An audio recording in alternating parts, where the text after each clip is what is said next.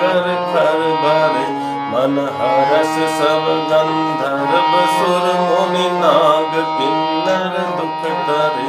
Cut कटहि मरकट बिकट भट बहु कोटि कोटि न ध्यावहि, जय राम प्रबल प्रताप कौशल नाथ गुण मन गावहि।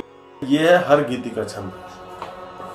ये 4 चरण होते हैं इसके लिए, जैसे आपने देखा ये 4 लाइनें हैं, 1 2 3 4, ये 4 चरण हैं। हर चरण में 28 मात्राएं होती हैं। आप यहाँ से लेकर यहाँ तक गिनेंगे तो चिक्कर रही दिग्गज डोल में ही गिरी लोल सागर खर भरे, ये सारी 28 मात्राएं। ऐसे ही मन हरस सब गंधर्व सुर मुनि नाग किन्नर दुख टरे, ये भी हमारी 28 मात्रा हैं।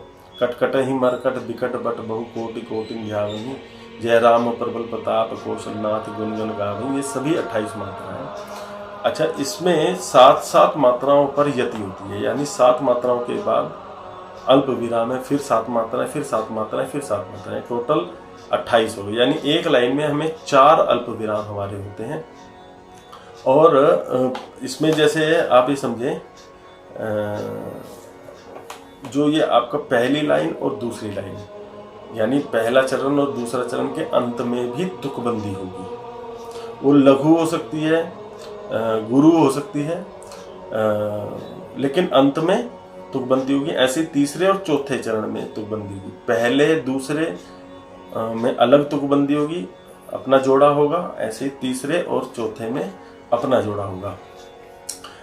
इस तरह की यानी 28 मात्रा के, जो एक लाइन में 28 मात्रा आती है, इन छंदों को हम कहते हैं हर गीति का छंद। रामचरितमानस में वैसे टोटल जो छंद है वो 208 है, लेकिन हर गीति का छंद सबसे ज़्यादा है। 139 हर गीति का छंद है। जैसे बालकांड में 47 हैं, अयोध्या कांड में 13 हैं, अरण्य कांड में 14 हैं, किष्किंधा कांड में 3 हैं, सुंदर कांड में 6 हैं। जो ये छंद है ये भी सुंदर कांड से लिया हुआ है। ऐसे ही हमारा कनक कोट विचित्र मणिकित सुंदर यतना गना चौहट हट्ट सुबट वीथिन चार गुर गई दूंगा, ये भी एक हमारा छंद है। ये सब सुंदरकांड में टोटल 6 छंद है।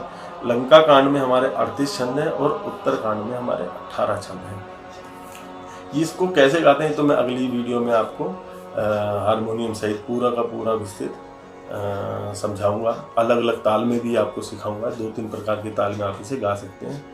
एक हमारे ये चंदन जी लिख रहे हैं कि हम दलितों को कौन पढ़ने देगा, हम दलितों को कौन पढ़ने देता है। भैया ऐसी बात पे मतलब अगर ऐसी कोई बात है, सबसे पहले तो मैं क्षमा मांगता हूँ भैया।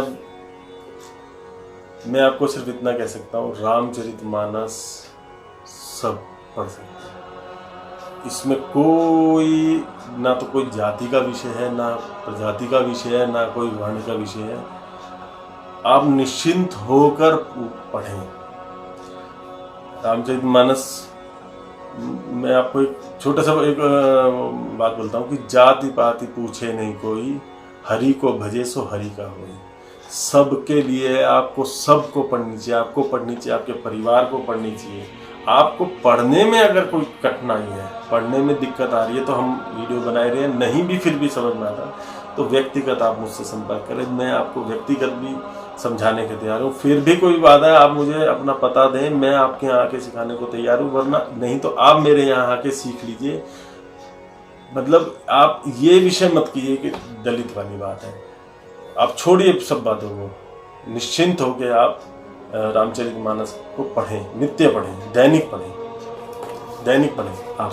ये विषय मतलब मैं हाथ जोड़ के प्रार्थना करता हूँ। चलिए अब हम बात करते हैं चौपाया, जो हमारा छंद होता है वो क्या होता है।